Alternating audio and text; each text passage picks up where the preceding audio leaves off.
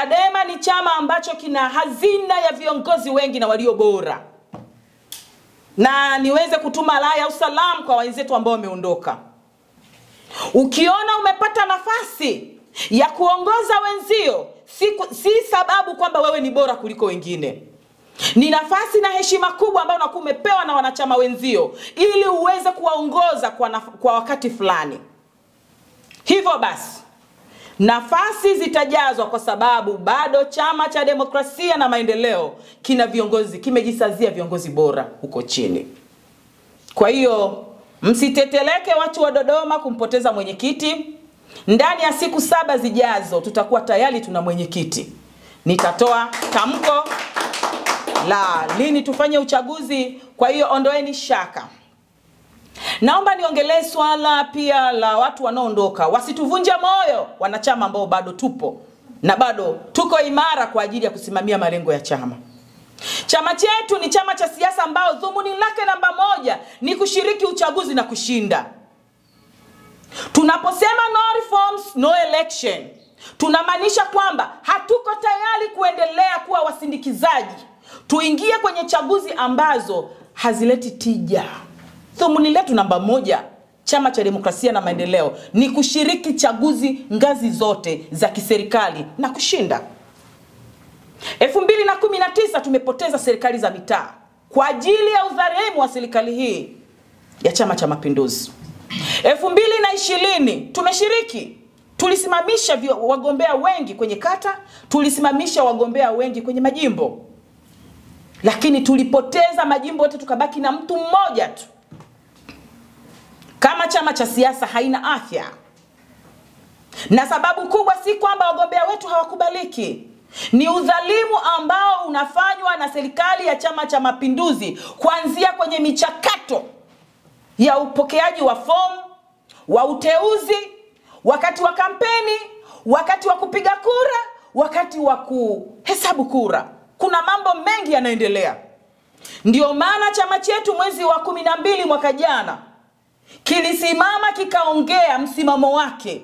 No reforms, no election, maana yake kwamba bila mabadiliko ya kanuni na sheria za uchaguzi hatutaingia kwenye uchaguzi.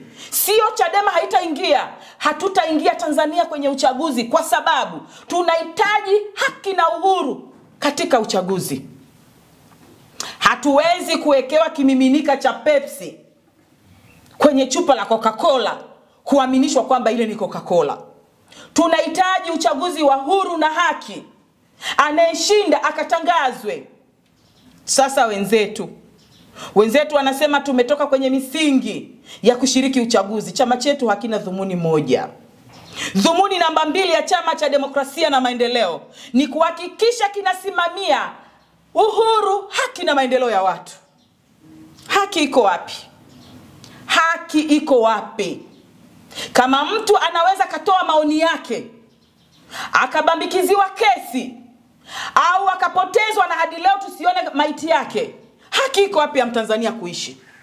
Haki iko wapi? Na kama katiba ya nchi hii tunayoongelea imesimamia misimamo ya haki za binadamu, kwa nini imeshindwa kuyaishi yale ambayo katika katiba hiyo? Ukikosoa serikali, ukielekeza serikali, unaitwa mchochezi. Tumepoteza makamanda wengi sana. Tumepoteza watu wengi, na mbaya zaidi wengine hatujui hata mili yao ilipo. Tunahitaji serikali ambayo inasimamia sera zake. Ilipoamua kusema elimu bure, ilipaswa iwe bure completely. Watoto wa wakulima, watoto wa masikini, watoto wasiokuwa na wazazi wapate fursa sawa na wale wenye uwezo waweze kupata elimu sawa na watoto wa wengine. Ni nani wa kutusemea? Tunahitaji viongozi wanaoweza kutusemea. Hawapatikani kwenye mfumo wa CCM, wanapatikana Chadema. Sasa ndugu zetu wanaondoka, tulikuwa nao, wangekuwa wa kwetu tungebaki nao. Wameondoka, tunaheshimu kwa sababu ni misingi ya katiba kwamba mtu anapaswa kuondoka. Ndio mama kama mwenyekiti alisema kwamba Chadema sio nini? Sio gereza. Sio gereza kwamba lina limit time kwamba wewe ukiwepo lazima ukae miaka kadhaa ndo ufanyeje. Hapana. Ukisikia kuondoka ondoka, lakini misingi ya chama chetu ni kuhakikisha tunasimamia haki, uhuru na maendeleo ya watu. Mimi kuwa mbunge wa jimbo la Buyungu haimaanishi kwamba watu wote wa Buyungu wananufaika na ubunge wangu zaidi ya uwakilishi tu. Kwa chama chetu hakiwezi kujikita kushibisha matumbo ya watu na kuwafurahisha kundi dogo. Hapana.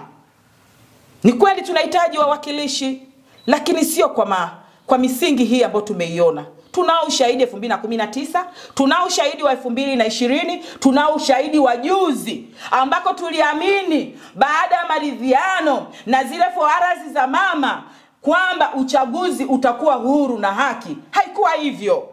Tayari ile ni indicator kwamba mama hana tofauti na mtangulizi wake.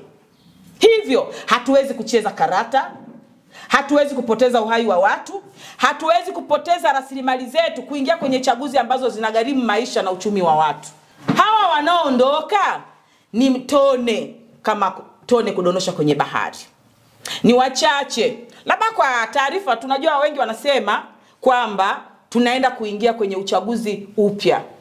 Hadi sasa hivi tujapoteza nafasi hata 10 hazijafika ambazo ni za kwamba kuna uongozi tunataka kurudia. Hapana. Wameondoka, walioondoka wengi ni wanachama wa kawaida. Ndio tunawahitaji, lakini ni tone la maji, tone tu kwenye bahari. Tumejisazia watu wanaokipenda chama ni wengi sana. Tunao watu wengi wenye misimamo ya kukilinda chama kwa gharama zozote. Mimi nasikitika kwa sababu wengi wanaoondoka ni marafiki zangu. Ni marafiki zangu.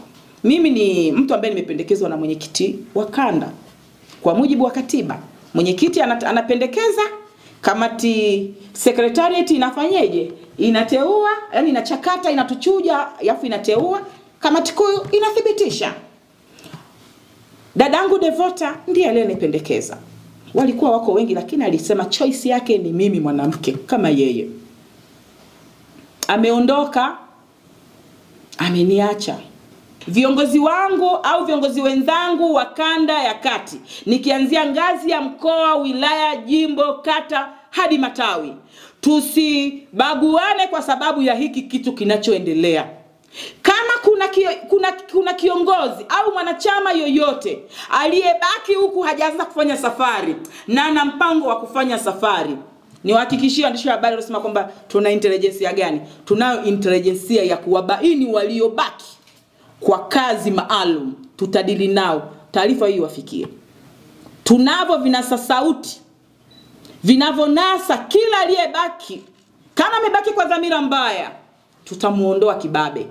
Kwa hiyo wale wote ambao mpo safarini mmebaki kwa mitego, hebu amueni moja. Ukiamua kubaki na sisi, tutabaki na wewe. Ila ukitaka kutusaliti, tutakuondoa.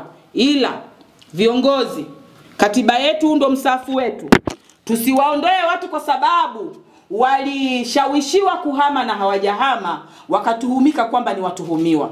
Matendo ndio yatakaoonyesha huyu mtu alikuwa wa kwetu au anaendelea kuwa wa kwetu. Kama alishawishiwa na mlimuona ameshawishiwa lakini hajaondoka na hakushiriki kutuhujumu, mwakeni huru.